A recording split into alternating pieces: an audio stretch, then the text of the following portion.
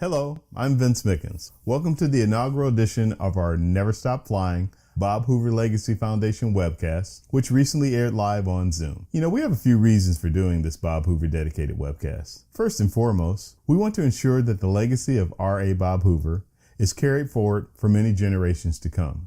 Secondly, and particularly because of the current health crisis, we feel that this is a very engaging way to reach admirers of Bob while still sharing our foundation goals and needs. 6 years ago, our current president and board member Tracy Forrest collaborated with Mike Herman and other friends of Bob to form this foundation with its primary goal centering around raising awareness of opportunities in aviation and aerospace and providing mentoring style motivation for middle schoolers, high schoolers, and college level students who are affectionately referred to as Generation Z, or I like to call them Generation Zulu. Our panelists are Jim Kidrick, also a Bob Hoover Legacy Foundation board member and the president of the San Diego Air and Space Museum; Sean D. Tucker, super fantastic aerobatic performer extraordinaire, probably could add a few more adjectives on there; 100-year-old Brigadier General Charles E. McGee, one of the famed Tuskegee Airmen;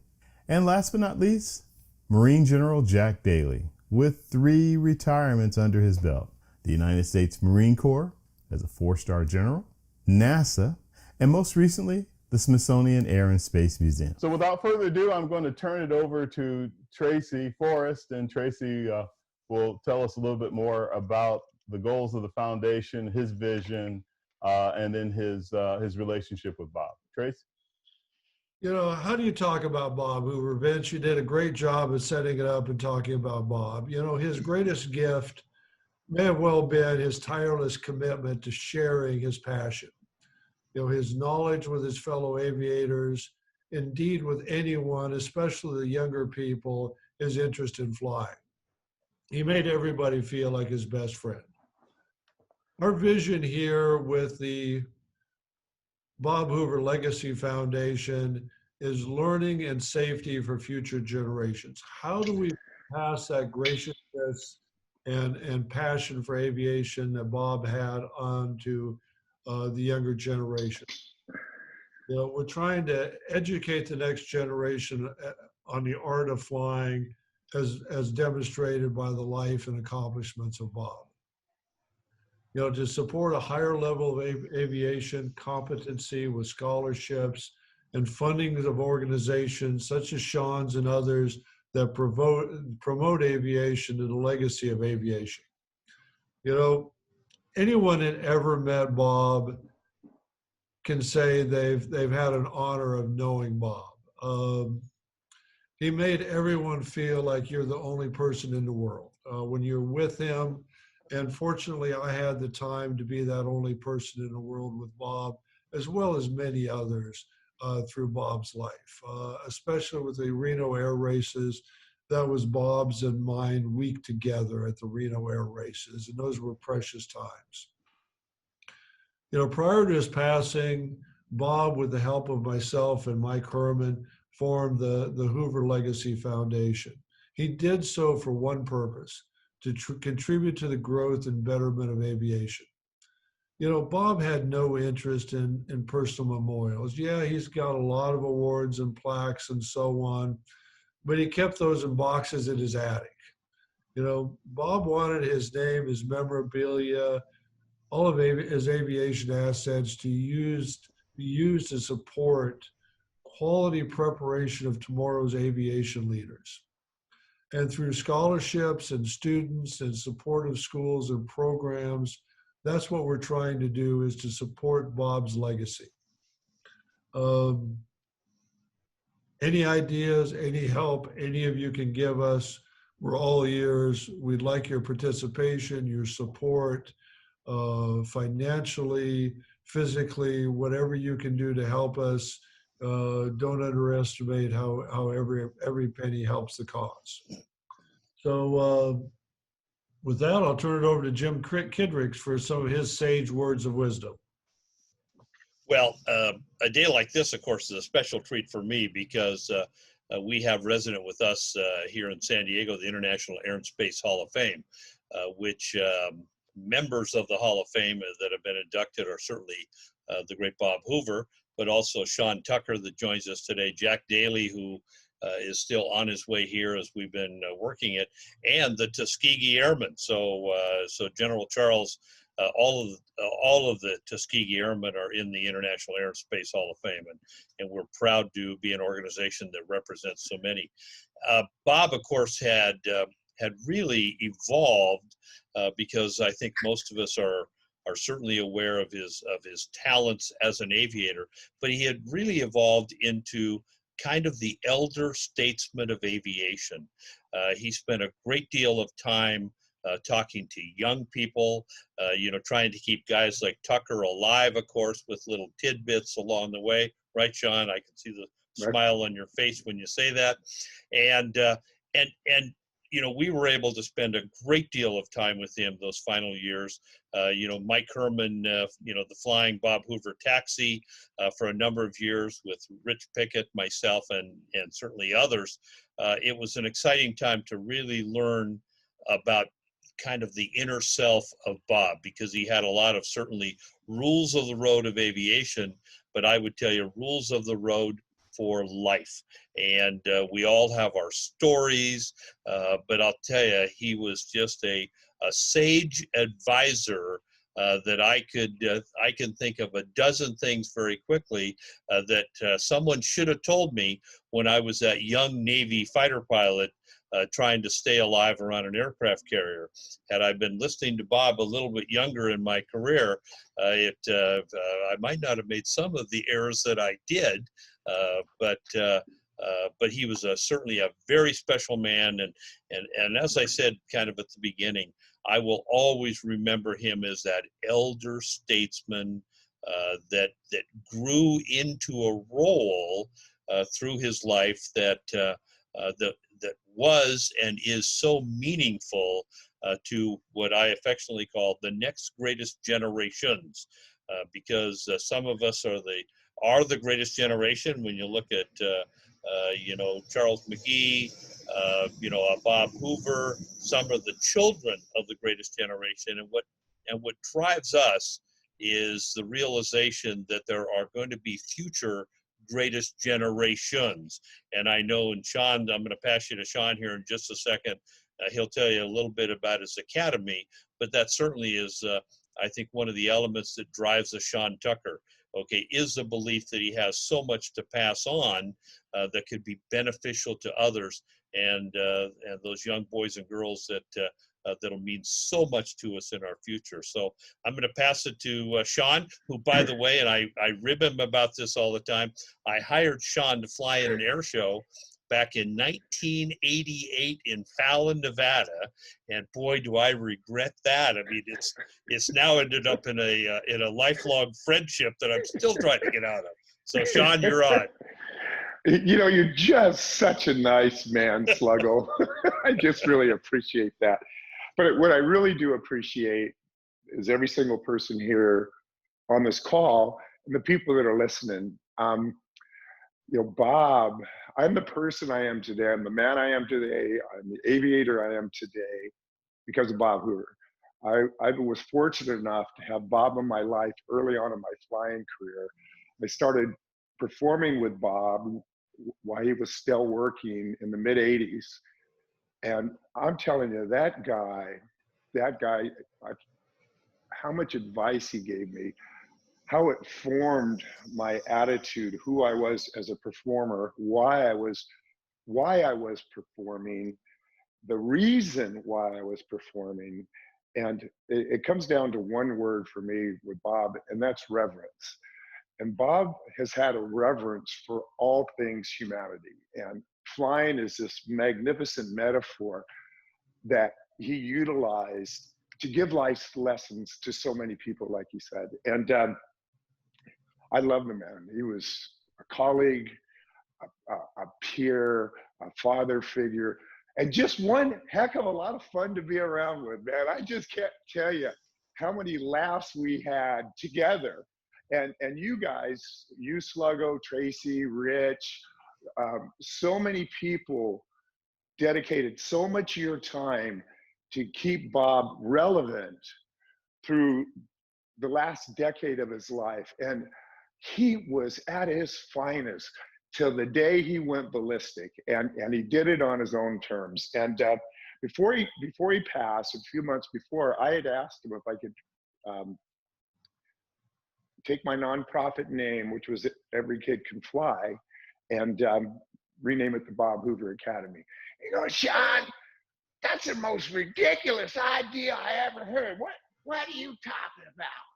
I said, Bob, General Daly gave you a 7-foot-high statue in the Smithsonian. You've gotten all the awards. But truly what you're about, Mr. Hoover, is your iron will, your perseverance, your character. When you were penniless when you grew up. You had a dream. You weren't a very good pilot, Bob. You made yourself a good pilot. You were blind and you cheated on your eye test. You were supposed to be a bomber pilot and you cheated on that. You never weakened on your conviction to be the best human being you could be. That being said, you're also one of the most gracious human beings I ever met. And I got broken kids in my community. My community is 72% Hispanic. And we had the highest kid-on-kid gang shooting as Chicago. Sometimes we're first, sometimes we're second. So he allowed me to rename it the Bob Hoover Academy. And I can't tell you, this is the best thing I've ever been involved with in my life, because we fix broken kids. We fix broken kids. My kids are not out there looting. You know why? Because they have self-esteem. They have love. We use the metaphor of flight as a STEM example. We teach them to fly. We allow them to face their fears, baby steps at a time. When they look at themselves in the mirror, they say, I have value. And it is just something else. And we're down now, get on kid shooting. In the last 5 years, 67%. That's a data point. That's a fact. I got kids graduating from the Marine Corps. I got kids going to college. My first A&P mechanic is now working for FedEx at $50 an hour. We had to drag him out of his house, kicking and screaming to put him into this school. The judge says, you're going to jail if you don't go to this school. And it is magnificent. Bob's legacy is now, his legacy is in their veins. And these kids are becoming productive citizens of this world. And they're here. Oh, wow. Looks like we lost you, Sean. Are you coming back? Absolutely the most humblest experience that I have to be involved with the Bob Hoover Academy. And now I'll throw it over to you, Vince. All right. Thank you. Sean, let me Passionate speech. Your speech was so strong you went out for a minute. So now it brings me the pleasure of tossing to and talking with both Brigadier General Charles McGee as well as General Jack Daly. General Daly, if you want to come back up on screen while I'm talking to General McGee, that would be great. We don't have your video right now or your audio. So I have gotten to know General McGee for about the last 8 or 9 years. And I had the pleasure, it was funny how we met, because I have to give Ed Bolin from the NBAA responsibility for that. He thought that he knew how passionate I am about aviation, particularly historical values of it. And so he suggested that I fly down with General McGee at that time, Colonel McGee, sorry, that I fly down with him to the NBAA convention in Orlando. So we flew down on a Lear 60, and that was the first time we met and started to getting to know each other, et cetera. And then, years go by very quickly. And the next thing I knew, a couple of years ago, I heard, oh, General McGee's getting ready to turn 99. And I thought, wow, he should do something really cool. So, that kind of accelerated our friendship and just learning more. It's one of those things, I'm going to sound a little bit like Sean for a minute, but it's one of those things where you read about somebody or hear about them or hear about the organization they were involved in this case, Tuskegee Airmen, but you really can't appreciate what it really is until you get to know that person and know even more about the background. And that's when I really, as I got to know General Gee more and find out more about his history and the fact that he flew in 3 wars. He did over like 409 sorties or thereabouts over the 3 wars. He's flown, I think now, including the planes he flew in the last couple of years, like 37 different aircraft. Everybody associates him with his P-59 named Kitten, but he has flown quite a few other aircraft. He's also been a flight instructor, teaching other military pilots how to fly. And the beat goes on. A zillion awards. Welcome, General Daly. A zillion awards, and just an amazing thing. There is a huge similarity to he and Bob Hoover. They're 2 of the most humble pilots I've ever met in my life. I mean, for all of their accomplishments and their bravery and their heroism and their honor of duty, et cetera, and their patriotism, they are still Bob was, and General McGee is, a very humble person. You can't get him to brag about anything he did. He'll talk to you seriously about it, and he'll tell you some details about things that are better than me, because I can't remember what I did last week. But Vince, yes. Let me interrupt. Let's do a quick comm check with Jack Daly. Make sure, because he's got his, he's unmuted. Jack, if you can hear us, we can hear, I think, and we can see you right now. Okay, I can hear you loud and clear. And, okay, you're 5x5 visual and audio with us. Okay, I'm going to turn this other one. I'm on 2 machines. That's why I'm trying to get back on. Okay, I'll come back in just a second. Yes, okay, sir. Okay, no problem.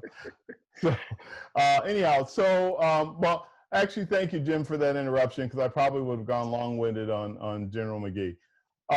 General McGee, how about you give us some of your perspective on Bob Hoover? I know that you met him a few times down at Oshkosh, et cetera, and just talking about your parallel experiences to some degree in different arenas, but still dealing with the same numbers and the same challenges and the effort to inspire the next generation. Thank you. Am I coming in? Yes, you're fine. Very much. Certainly, we're dealing with a true elder statesman of aviation and what it means, how we can pass that on. The Academy is a wonderful step, and certainly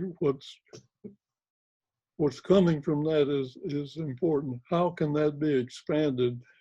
Because the mentoring of youth that don't get to the Academy, but they're out there and needed, and I think that's a key. I don't know whether you have a video of Sean's flying experience. The love of aviation is certainly something. I had it. And loved every minute of the opportunity to share. The key now is how to mentor the youngsters across the country, not just can we establish other schools or get an interest in other locations where there is a need. I know our services, they say they're short of pilots, they need this, they need that. Is there a way to work with those agencies, whether it's Air Force, Navy, or Marines, to help get the word out to those that are qualified, or get them mentored into a direction or an opportunity to be qualified to fill the roles that are needed as the aviation community, still one of the leaders in technology and so on that goes on in our country. I don't know, do we have a video at all that can be taken to schools or other locations, churches, not just schools. Um, there's so many opportunities. It does take people in interest and support, and certainly I think providing the wherewithal that others can support the foundation's goals is one of the things that needs to be looked at and find a way to be supportive. We actually do, but let Tracy and Sean address that. Tracy, in terms of the types of things he's talking about to get the kids encouraged. Yes, we have a lot of videos and a documentary on Bob that we can share. Someday we'd like to. One of our dreams is to have a traveling exhibit similar to what they have for the Tuskegee Airmen to tell Bob's story. As Sean mentioned, how do we keep Bob relevant? How do we keep his iron will and perseverance relevant? How do we pass that on to future generations? How do we remind ourselves and others of Bob's relevance? How do we keep instilling that on future generations? And it's kind of a question I'm proposing to Sean and the panel. They're great words, and we all know how relevant Bob was, what effect he had on people, what great advice he had to the young aviators. And I'm just hoping that we can find ways to continue that on to the future generations. I agree with that. I think one of our challenges is making the connection between the historical factors of Bob and the Tuskegee Airmen, et cetera, and something that they can relate to and really want to engage with. Well, this is Sean. 6 years we've been working on this program in partnership with the Department of Education in Monterey County. I fund all the flying, I fund the flight instructors, but they give me two full-time alternative education teachers. They give me a full-time behavioral psychologist. My specialty is fixing broken kids.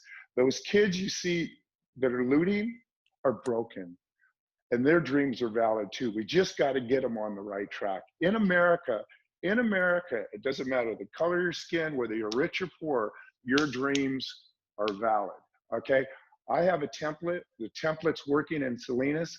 Now that we've had this partnership for so long, the administrators who are very risk adverse aren't so risk adverse anymore because we have data now on successes, highest graduation ratios, good citizens, no recidivism.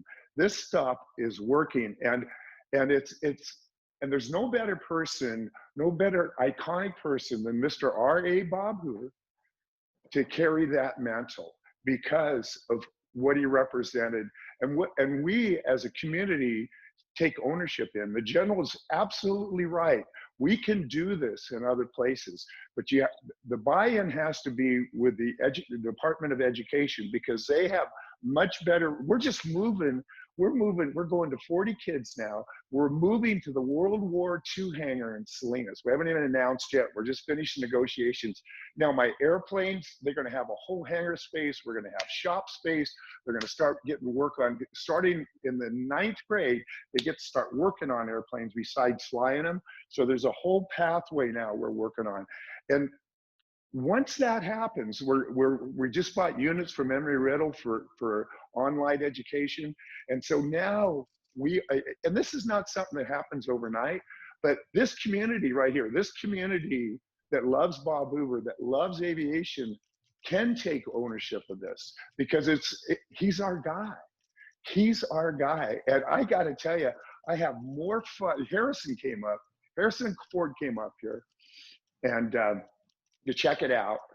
And when it was his turn to talk to the class, all Harrison did right in front of the class is start crying. He was so emotionally moved by the energy and the humility. And these kids didn't know who Harrison Ford was. These are kids, right? I mean, but the administrators knew who Harrison was. And I had all the administrators there. And he's in that classroom crying. It took him probably 20 minutes to get his act together. He started talking. He we're walking down, watching one of the kids solo out at the airport. We're walking down there and he goes, "You know what, Chucker? You're a man maker." I go, "Nope, we all are men maker." I mean, we all are men maker, men and women maker. This metaphor we have, this magical metaphor we call flight, to elevate your soul, your character. We can offer this to our community, and our community is the kids who are our future. And it's incumbent upon us who've been given so many gifts, the gifts of Bob Hoover, the gifts of our mentors and General McGee and General Daly and all those guys, to carry that legacy forward. And it couldn't be under a better mantle than R.A. Bob Hoover. Thanks, Sean. Oh, wait, Before by the way, to answer General McGee's question, if you go to bobhooveracademy.org, we have some pretty significant videos on showing you the pathways that of what we do with our work, because it's not just the flying, it's taking the whole character of the kid and allowing them to believe in themselves, allowing them to trust themselves that they can make the right decisions, and holding them accountable. It's beautiful. Thank you, Sean. Before I go to General Daly, I just wanted to say one other thing with General McGee. So General McGee, one of the things that you've talked about, and this really kind of ties in with what Sean was just talking about too, and what you were saying before. You talk a lot about the Boy Scouts. You're an Eagle Scout. As a matter of fact, you just recently, well, you've been honored several times, and you just recently, and Jim's raising his hand, another Eagle Scout. And then, and also you've talked about your 4 Ps. Could you just elaborate for a few minutes on your Eagle Scout, or on your involvement with the Boy Scouts, and then your 4 Ps, please? Yes, well, glad to, and hopefully it adds and helps in developing the ideas that are needed at the foundation, seeking to expand the story beyond where it is now. But you know, I've always said if everybody lived by the Scout Oath and the 12 Scout Laws, we'd have a different country for sure. We're a long way from it, but it's the other thing I always say: if you give up hope, you're lost. So we don't give up hope. And that kind of makes maybe there's a couple of key words that can be brought from Bob's experiences that are words the youngsters can carry with them. You know, the Commemorative Air Force has a dog tag with 4 good statements on it. To expand and reach out and take to schools, I think it's this type of thing that's necessary. But I ended up coming up with the 4 Ps. I don't mind mentioning them if you have. Some of you may not have heard, but perceive, prepare, perform, persevere. Perceive, dream your dreams. Find what, I like to add, find what your talents are, what you enjoy. I love flying, just as Bob did, and he's way beyond even my experience from that point of view. But find what you like, hopefully, because you want to go to work don't want to go to work every day, but not liking what you have to do because you didn't prepare. Get a good education. Unfortunately, so many of our schools today, graduating students don't know how to sign their name. So many things like this in communities in our country. Got some good schools. Top high school, I think, in the United States is the one in Hawaii that Barack Obama graduated from. I visited there, and what an atmosphere. But again, even so much of what we say, it takes support and money, and that's hopefully there's a foundation's contacts and so on, and spread and to those who can help, because it does take money to get programs going, expand them into places. But prepare, get a good education, and develop your talents that you like. Perform, always doing your best. If you do any less, you're letting yourself down, your family down, your community down. And if the community's down, that's country as well. and persevere. Uh, we could have let the fact that folks called us names and Armin was saying we can't do anything technical and gone off about our heads and not served our country. Don't let adverse circumstances be an excuse for not achieving. So how did they, Bob's legacy of something like that can be put together to go with the film and so on, and how that can be made available to expand to other communities and other schools. That there's so many things that can be done. It does take time, it does take support and people, and thanks for what you're doing, and hopefully this can all help add to the future of the foundation. Thank you very much, General McGee. General Daly, you've been very patient. I would imagine being a U.S. Marine, in your case, all the way up to a 4-star general, you probably have learned a little bit about patience over the years. But you have had an amazing career yourself, first in the military, and then the great things that you did with the Smithsonian Air and Space Museum. So it's a pleasure to have you on board. Again, you have one of those backgrounds we could do an entire show on. So, but based on what you're hearing and just your general thoughts, also your relationship with Bob, if you could tell us a little bit about that, please. Yeah, well, I've been listening to the comments here, and they are exactly online or on the mark in terms of what needs to be done, but how to do it is difficult. And one of the things to keep Bob's name in everybody's memory, one way to do it is to name lectures after him or some program and have it be the Bob Hoover, whatever. So at least every time people come to this, it soon would be an annual event, and we get to talk about Bob and why it's this event is named after him and what he's done. But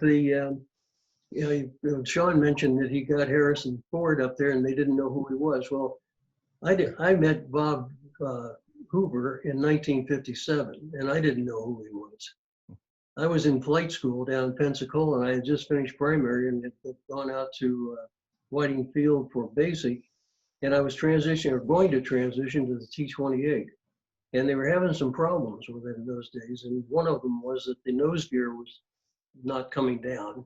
And the fix at the time when I got there was to cut a hole in the deck of the pilot cockpit and reach in there and release the latch with your hand. So since when you have about 10 hours in the airplane, and I could see what the trick was going to be here to, I've lost the screen. I don't know whether I'm still on there, but the other thing, at the Smithsonian, we had a lot of programs that had to do with science, technology, engineering, and math, STEM subjects. Sean mentioned the Department of Education, they're funding this. There is money available, you can compete for it. And so if we could set up some things to where we had a way to keep Bob in the headlines, and then also to get it funded so that we could have events that would attract people. One of the things that I was distressed about in traveling around the country was the lack of interest in aviation. And you can see it now, even at the Smithsonian, for example, the preponderance of the visits are for space rather than for, although we just went back into space this week and it hardly got any coverage. So it's an indication of what where the interest is in the country. And when you talk to kids about it, they say, well, why do I have to know that? Because I can look it up. It's kind of the answer that you get. And but I think it's an opportunity, and what John's talking about, he's got several programs going in places, and of course Oshkosh has, and Jim's got out there at San Diego. There are lots of programs that we could tag onto and perhaps associate Bob's name with them, right? But normally that requires some cash to come with it. But I think that we're looking for volume. We need to get the word out to a lot of people. We don't want, not everybody is going to go into aviation, but we just want the best ones, of course. But I think come up with something that would give us an opportunity to an exposure to particularly young people. And the things that have been mentioned here were, if I could, I'd just like to tell that story about Bob Hoover, because Yes, please, please. I got to Pensacola as I was coming in. I was just reporting aboard. I'd not been there even one day. And a guy came in and made a belly up landing, a wheels up landing in the grass. And so I checked in, and they said, hey, there's a guy named Bob Hoover is going to put on a demonstration here this afternoon. You may want to stick around and watch it. Well, I did. And Bob came out of the hangar there. He's in a suit with a white shirt and tie. And he gets on the, gets in the airplane, takes off, and without raising the flaps of the gear, he does a aileron roll and then climbs out and then over the field came back and put on a dazzling exhibition of aerobatic. Came back and landed, got out, and came over to this crowd, which, by the way, included probably more instructors than it did students. And he said, and started a conversation with everybody. And when I say I met him, I actually did meet him. And told him I really was impressed with his flying ability. And he said, the airplane, he was representing North American, so the T-28 was one of his airplanes. And but he said that it takes concentration, and you're just getting your start here in flight training, but it's what you do after that that's going to make you a pilot. So and then of course over the years we spent many hours together. We invited him to the Smithsonian so many times. He said, "Don't you think the crowd here is being over-hoovered?" And I said, "No, that's not going to happen, because every time you come here, you fill the house, and sometimes it's the same stories, but your enthusiasm and your knowledge of aerodynamics and your knowledge of flight, it makes you special, and people come, they drive in here to hear you." So it's when people come to a presentation in Washington D.C. at night, they're really interested, because it's really a challenge. So I think Hoover's the guy. What the challenge is to figure out how to keep his name and his story in the forefront of education and exposure to young kids, I think. Yeah, thank you, General Day. I couldn't agree with you more. I think everybody's bringing up some really great points. And to your point about reaching, I guess it's twofold. In terms of reaching kids and using the space launch as an example, it was only on one cable network and briefly on the news networks. They had other things that they felt were more pressing. But the streaming networks like the NASA channel and the SpaceX channel, and I could name a whole list of them, were all streaming to millions of people. And I even asked my daughters, I said, "So you guys haven't really said much about the space launch?" And they said, "Well, Dad, we've been watching it on our phones."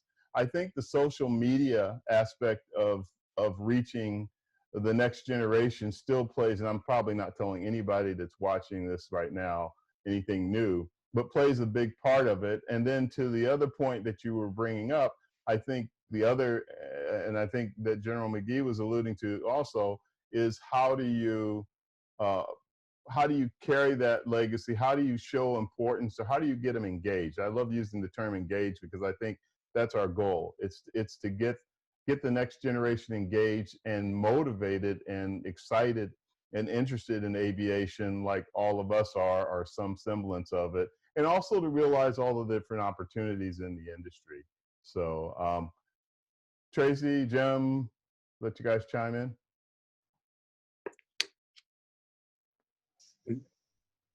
Well, I think that, everybody here is touching on all of the points that our Bob and certainly fulfill Bob's dreams for the future. Because certainly as we look at the history of Bob and how we got to where we are today, we're able to kind of connect the dots. And now, just as Sean's Academy is, and Jack was mentioning, and certainly General McGee, is we're looking at how do we vision the future with those generations. Just as you mentioned, the positive impact of social media, it's the realization that a lot of the younger generations pay more attention to that than they do to what someone might define as mainstream media. So we certainly need to be in those forums, and I think we're working there. But it's as we continue the process of coming together, because each person here, just as many other hundreds and thousands of people across the country that knew Bob and knew Bob well and knew what he stood for, you'll look at the EAA, the MBAA, the AOPA, all the various organizations wanting to get together and perpetuate aviation as a legitimate STEM form, because we look at that big topic of science, technology, engineering, and mathematics that we tend to focus on. If we can use aviation and space as a metaphor, in some cases, we're not certain that they all have to go into aviation and space, but they will learn disciplines that will take them other places. The general was talking about Eagle Scout. A number of years ago when I was at the Chief of Naval Air Training Staff, we were trying to piece together what were the elements of young people that could help us predict success if in fact we chose them for the flight program. And overwhelmingly, it wasn't necessarily that they had a technical degree or that they were a sports athlete or whatever. It was giving young people the opportunity to complete things that they start. So I coined it a number of years ago: completion breeds completion. One of the things, and I wasn't necessarily the number one naval aviator of all time, right, Jack? Okay. That's correct. That's correct. Maybe number two, but one of the things that I remember, and kind of from those Boy Scout days and growing up, I never believed I wasn't going to complete the program. And that has a lot to do with the importance of instilling a Bob Hoover legacy in young people, that they know that it may be tough, but when they start, they're going to finish. And that's an important element in life, I think, in anything, okay, that with some degree of certainty, we know that if we're going to dive into the pool, we're going to swim to the other end. Jim, thank you. This is Tracy. I'd like to thank all the people on the call today. We've got some awesome people. And I look forward to all of the people listening in to forward your advice. Some of the people on the call today are Alan Kane, Alan Palmer, Beth Robinson, Bruce McCaw, that guy that flies helicopters upside down, Chuck Aaron, Damian Miller's on the call, Jim Cooling's on the call, Lucino's on the call, Kathy Yodis is on the call, Lauren Green's on the call, Lynn, how are you? Lynn Coey's on the call, Paul Schaefer, Skip Lehman's on the call, Tom Schrody's on the call. We've really got some great participation, and I just highlighted where the names are showing. A lot of people called in, and it just shows their phone number. But we're trying to preserve Bob's legacy, make him relevant for future generations. Any of you that have comments, would like to participate, be part of the organization, drop me a note offline, drop Vince a note offline. We think he's a man that we never want to forget, and help us do that. Thank you, Tracy. So I was looking to see if we have any questions or comments. If anybody, we have a few minutes. If anybody has any questions or comments, please send us a chat, a question and answer, and we'll see if we can help you out with that. In the meantime, I want to make one more around the room, so to speak, and do some closing comments. We can probably start with you, Jim, and we'll rotate from there. Sure. Well, I'm going to circle back for a second. Bob became that elder statesman for aviation. He is a metaphor that we think should be remembered. We have the opportunity to do so. And in a weird sort of way, through Bob, together we can all make a difference in the future of aviation and space and the future of overall that STEM topic. Okay, great. I'm sorry, I was just looking. Somebody had a great question here.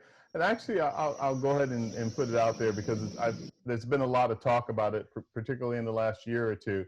And that's about getting Bob on a U.S. stamp. Tracy, do we have any update on that or in background on that? It's still in the process. It's a long process. We need to refresh that and see where it stands. But a commemorative stamp, Bob Hoover stamp, is something on our to-do list. It's quite a process to go through, but it's being worked on, and I really need to get an update on it. I hadn't updated on that in a while.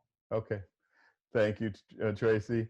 General McGee, any closing comments, wrapping up what we've been talking about this hour? Well, I'd like to say I think the focus will keep us all out of the rocking chair. And I know that's what keeps me going, and so we hope it continues. I'm trying to think of the right word. Certainly, the guide is the legacy of Bob. How we can pass that on in ways that will spur the young people out there, that our country's future is certainly key. I appreciate the opportunity to share in this, and hopefully from what we've said and are doing, that will come about. General McGee, you have been on the go for about a century now, except for the last couple of months. How are you handling that? Well, abide by the rules. Fortunately, Staying home and behaving, huh? they didn't behave, so the virus hasn't caught up with me yet. Who knows what will come? But I think the fact that we all recognize the importance of the legacy of Bob is key to the future for all of the youngsters that we work with. And talking youngsters, we need to be spurring the young ladies, because one of them will be going to the moon one of these days, not too far in the future. So the motivation of our young people, they are the country's future, and I think that the work of the foundation is important in that endeavor. Thank you very much, General. Sean? Well, it's been a pleasure to be here. I'm honored to be a part of the Bob Hoover family. I just such a passionate advocate of how aviation changes lives that I'm all in. Thank you, Sean. It's been a pleasure having you on too. General Jack Daly? Yeah, I appreciate being included. I heard a lot of old friends' names read there on the list of participants, and it's great to see all of you again. Thank you very much. Thank you. We appreciated having you on. Tracy, some closing words? Just as Jack just said, thanks for everybody to be on the call. I think we all have the passion, the intent, and we just need to never stop. Like Sean and Bob have always said, just keep flying the airplane. So we just need to keep furthering the legacy, doing the good work, and keeping Bob's name out there. Hopefully next time we'll have 100 people on this call, and we'll have a lot of great information of additional students and additional ways that we've furthered Bob's legacy. Thank you, Tracy. Yes, we are kind of taking advantage of this downtime with the pandemic to really pull some things together program-wise and initiatives to really further the Bob Hoover legacy. So I'm working very closely with Tracy on that on an almost day-to-day basis, and we are looking forward to making some great announcements down the road. I'd like to thank first all of our panelists, Jim, Sean, General McGee, General Daly, and you, of course, Tracy, for being on this first-time program. I'll have a couple technical things figured out by the next time. But Me I too. appreciate that opportunity. You guys are all pilots, so we do a pre-flight, and there can be that one thing that doesn't work and can hold a flight up for hours or even cancel the flight. So I think that's why everybody was kind of like, yeah, these things happen. But I appreciate everybody being on. I appreciate all of you who joined us as viewers, and we really, and I recognized all of those names too. Haven't seen most of you in quite a while, so happy to see you being active with us. And again, we appreciate it and appreciate everybody. So thank you very much for joining this live webcast, and we will see you guys again soon. Happy flying. Thumbs up. Thank you. Yeah.